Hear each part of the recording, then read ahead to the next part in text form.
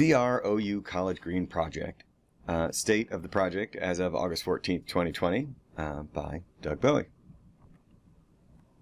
So I want to start by giving a little project overview and project goals and a little history about how this project came to be.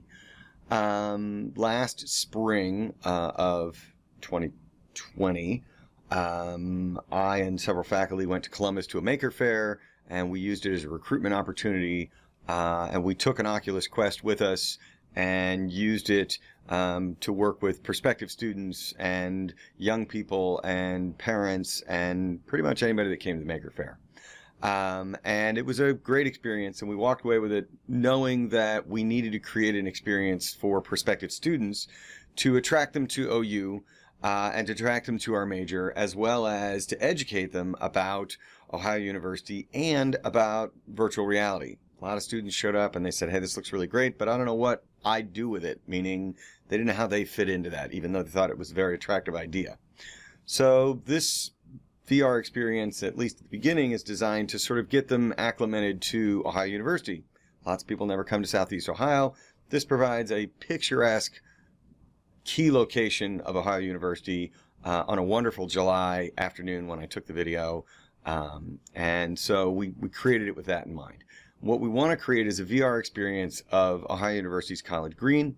So I took 360 video of 8 locations on College Green on a bright sunny July day. We want to create at each one of those locations interactable VR objects. So give them a chance to work with the controllers and working in a virtual environment. We want to create some learning kiosks at each one of these locations that tell them about OU, that tell them either historic information or prospective student information or potentially major information about that. So as they move through this interactive web, because each of the locations links to every other location, we want them to be able to sort of move around and see different parts of College Green and learn about OU and things like that at the time. So in some ways, the 8 locations would be a very open world kind of idea. As they're not forced down any particular path, they can sort of pick off the menu and go to different locations. All right, so currently what I've gotten done as of today, I've created a game design document. So initially I went through, and Unity, which is the tool used to create the VR environment, had a number of really great online VR tutorials. I've never used Unity before, so we just sort of dug in and start with it. And their initial discussion for game designers, which is often what Unity is used for, is create some documentation, give it some structure, give it some framework. And so I went through that process and watched the videos, which were a number of really smart people that have done a lot of game design, had some really great thoughts, and they provided this template. So I went through and filled it out. In many cases, it didn't apply to my particular project, but it was still a good framework, and I created about a 2 or 3 page document that helps lay out what I want it to do and how I want the project to work and what do I expect users to do with it, who's the target audience, that kind of stuff. I then went and took a Theta 5 360 video camera, and I took video on the middle of July. It was a wonderful sunny day at 8 locations around College Green. At this time, I only have 3 of those locations implemented because I needed some test locations and didn't want to get overwhelmed with a number of video files that would go with it. It would make the project quite large. And so as a test bed, I picked 3, and that way I had a triangle that you could teleport or move through from place to place to place. To scene is what they would be called. I created a customized ambient soundtrack for one location, the main college gate, at this time. So I was able to get a variety of sounds that I both recorded and got from a number of sources that provide free sounds, and was able to mix it together to create an ambient sound for standing at College Gate. So there's some car noises, and there's some number of bird noises, and there's occasional other noises that go for that. I also learned a ton about how audio works within Unity, and I laid the groundwork for an automated ambient script sound system that would allow scripting to be done and would allow that to work at all 8 locations.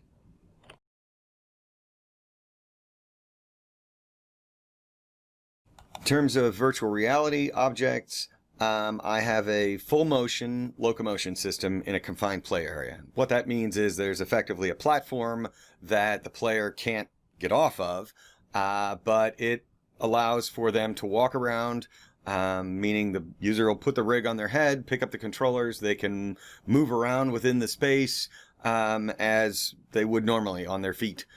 You can sit and use the trigger controller, and it will, also do locomotion within the space. If we have users that want to sit or can't, are in a wheelchair bound or something like that, there's other options. But it does provide for full motion in terms of moving your body, moving the headset tracks where you are and will move you within that system. It uses a raycasting UI menu system. So it'll put in space a menu of all the 2 other locations, actually shows all 3 locations, and you can point at it and click and it will teleport you to the scene where there's another platform that you can walk around on at a different location.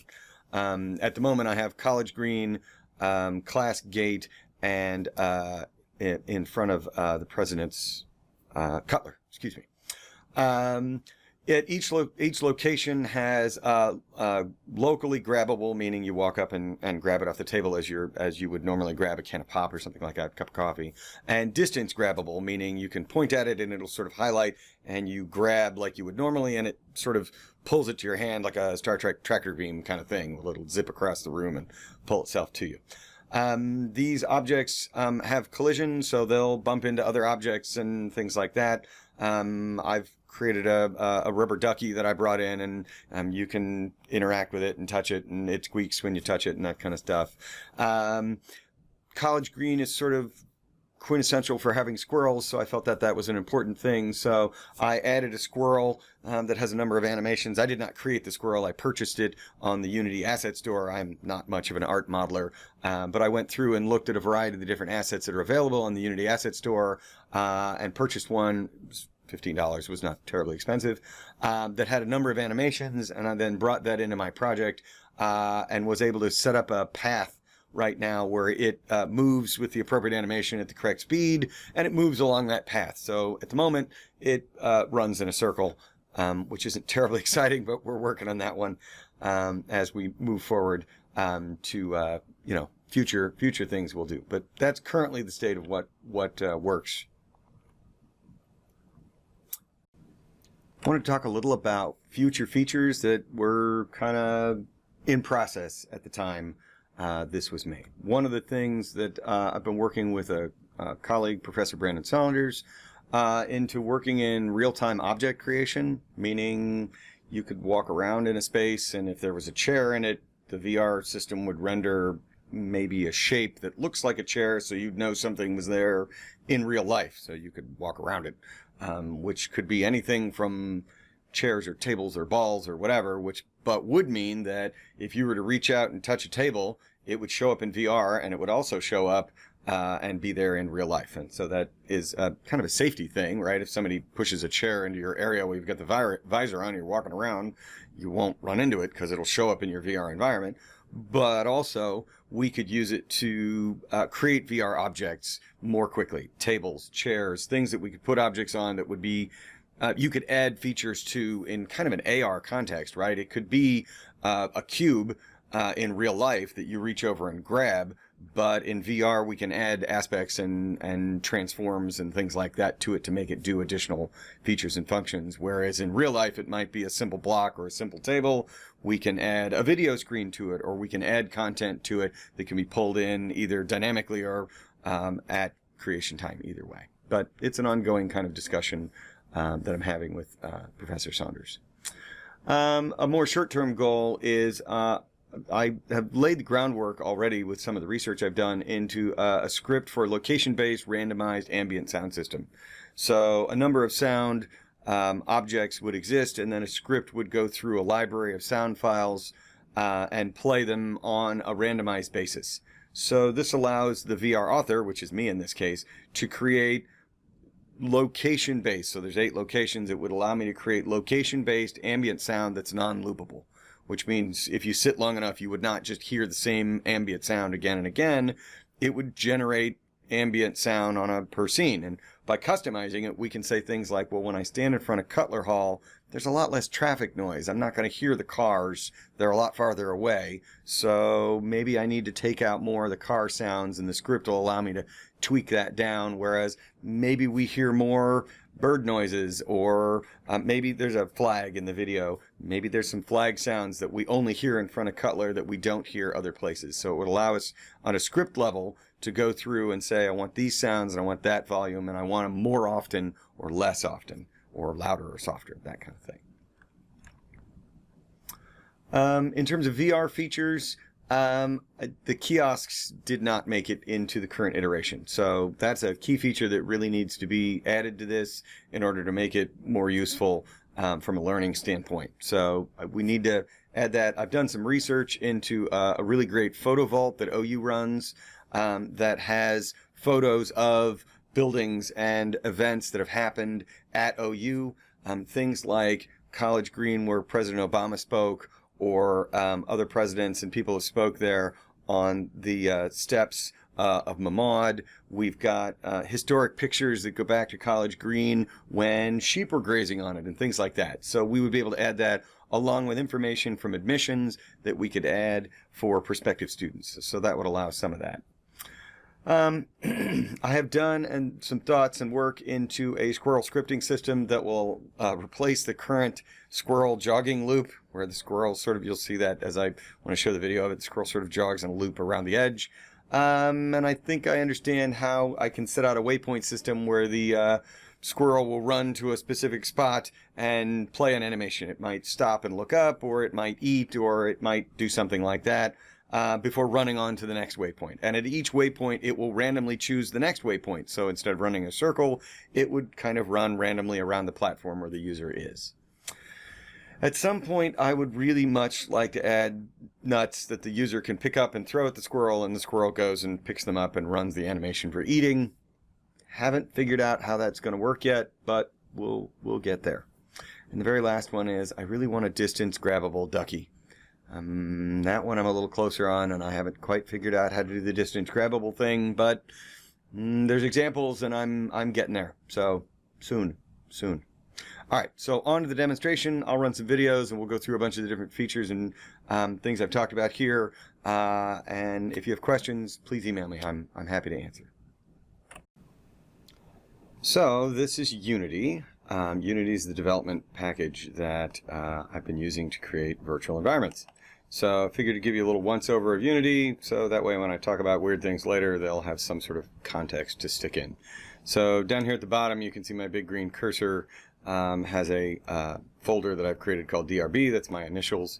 And I have 3 scenes, right? Each one of the different places that I have 360 video. And you start at College Gate, which is what's displayed here. And I can, show it. This is sort of the development window as I move around, and you can see different objects. You can see the green ring that the squirrel runs in, and you can see different objects in the development. And the bottom window is the play window, and when I hit play, well, it'll show it to me in my VR visor that I'm holding. At the bottom here, you'll sort of see whatever it is the visor would be pointing at. And it's not the same thing as a VR environment, but it is pretty reasonable for getting an idea of what's going on in your scene and things like that. I will do some video later of me walking around in the scene, and I'll pick it up via Chromecast. Objects that I click on in my scene get displayed up here. You can see it says College Gate Start, which is the scene, and then these are all the objects in my scene. So I've got my ducky, I've got the squirrel. I click on the squirrel and it'll zoom in on the squirrel here. I've got a number of other things. There's my ducky that sits on the table, and you can see all the other objects that sit here, and I can work with them and pull them around and things like that. And it opens up where they are. And if you look at my ducky, you can see it has a number of properties associated with it in the inspector pane here. Things like box collider. Well, what's a box collider? Well, it's a thing that bumps into other things. And the source, this is my audio clip of the ducky squeaking. So that way when we touch the ducky, he'll squeak. And I've actually added a ducky squeak script here at the bottom, and it flips me over here to where my script is that I wrote, and if I double click on it, it will show me the script here that I wrote, but it also opens up Visual Studio, which is my script editor. But we can see things like, when it bumps into things, right? Collision. We talked about collision boxes, and when it collides into things, play the sound. So Ducky has a sound associated with him. Play the sound that's associated with Ducky. So if I associate 5 sounds with him, it'll play them all. You can see up here under distance grabbable, I've been trying to make Ducky more grabbable, and it's frustrating me. I'm not quite where I want to be with that, but we're working on it. And at the bottom you can see the shader, which is the image that gets wrapped around the shape of Ducky. And if I were to click on those kinds of things, it'll give me more detail about that kind of stuff. So here we go into it. I will press start, and it'll start my application. And you can see down at the bottom, you can see whatever it is I look at. If I tip the headset, it will show Ducky, and it will show, hopefully we'll see Squirrel. There we go. We can see it on the top screen. Squirrel's running by. And in the background back here, you can see a car just drove by, which is the 360 video. So the brick platform that I've created, the brick platform that I've created is the platform that you can move around on.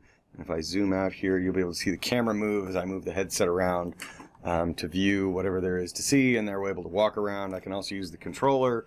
You can see I've picked it up. The hand starts to move as I move it around, but you can also force that. I'm using the thumbstick to move around to change the viewpoint.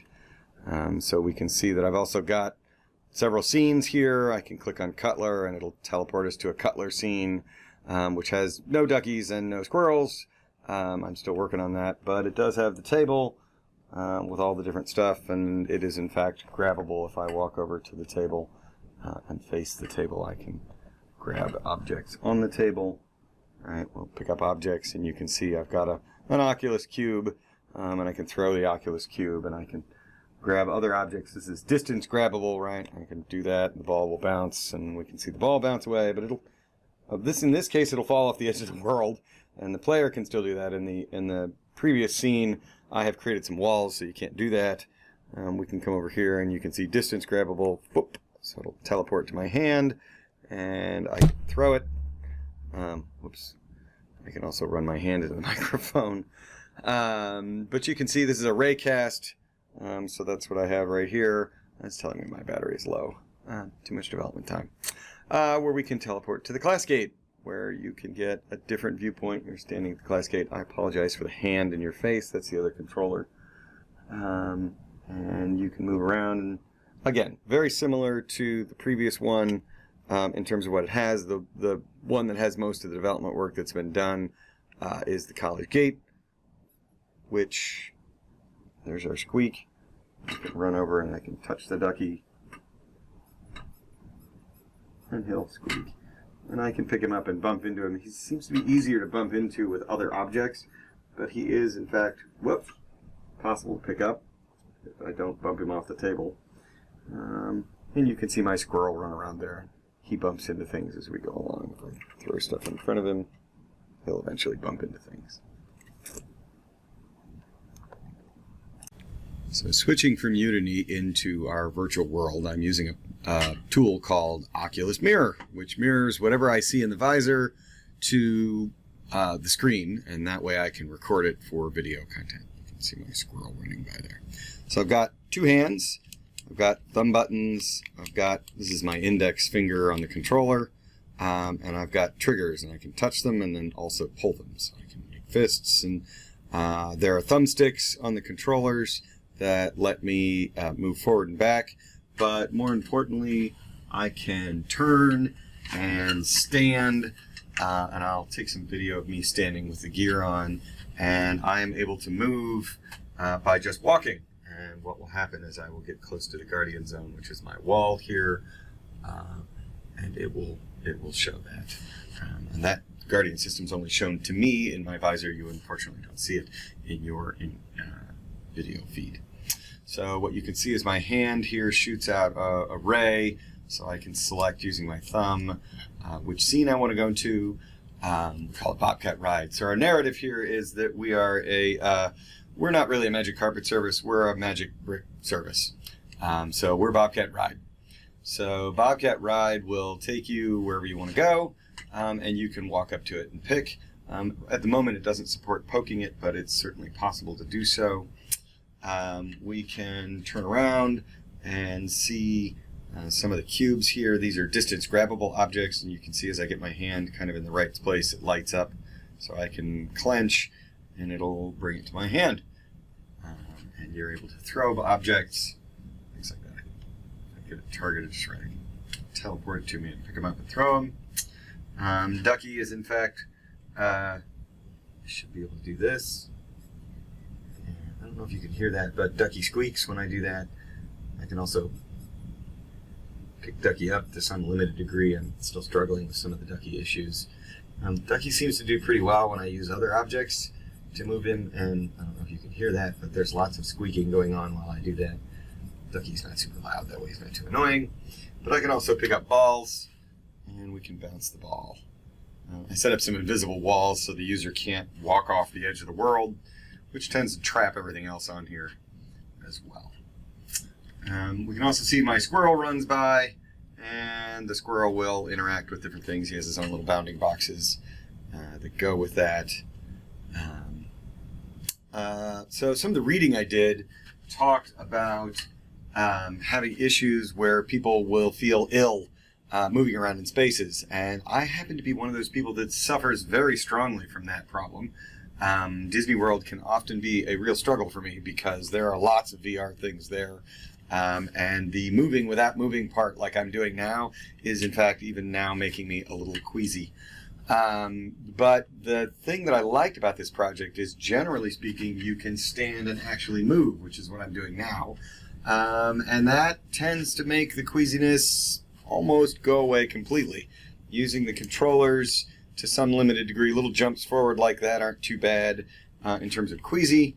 But a number of the texts that I was reading about talked about VR dizziness and queasiness and things like that. And so it's one of the main challenges I had was I really wanted to make a space you could walk around in to limit that. As a prospective student tool, we don't want to make anybody sick. We want everybody to feel good about this kind of thing and learn some things. So looking at our 360 environment, you can see there are cars that go by. This was 360 video I took again on a nice July day. And we start out the scene facing toward the college gate. You can see what's going on there. As we teleport to some of the other areas, we'll hit Cutler here, and I'm facing the wrong direction. You'll see that you show up here, and here's Cutler, and you can see the flag. The sounds are not coming through very well, mostly because I'm very loud, but there are some bird noises and other noises. You can see here I've got more grabbable cubes and billiard balls and things like that that you can reach out and pick up. And you can, in fact, reach over and directly pick them up if you can get close enough and not run your hand into the wall, which is what I just did. The space will originally be designed for about a 10 by 10 space for the students to walk around in. You can see I get close to this one. I can just pick it up as a normal kind of cube and look at it. You can see I can throw the cube and that kind of thing. And we also have the class gate. Again, here at the class gate, we're Bobcat Ride. We take you wherever you want to go. Hope I'm not moving too fast in terms of VR moving too fast. I'm going to be able to see what's there. We can turn around and see Schoonover. There was a little jerk if you noticed it. That's the 20-second video loop. So at each location I took 20 seconds of video, and you can't actually, yeah, you probably can. You can see me hiding down there. I had to hide behind the wall to get away from the camera because several of the shots I'm in the scene with my hat pulled down or something like that. But if you watch closely, you can see the 20-second loop flip over. Generally speaking, it's not really a big deal. There's enough to do in the space that you don't really notice that kind of thing. Thanks so much for your time. I'm happy to answer any questions you might have. Please email me, call me, team me. Happy to talk anytime. Hope you've enjoyed it. Hope to do more. There's lots more to be done, and it's really exciting stuff to do. I think this is a new way to reach students in a different modality. Like I said, contact me anytime.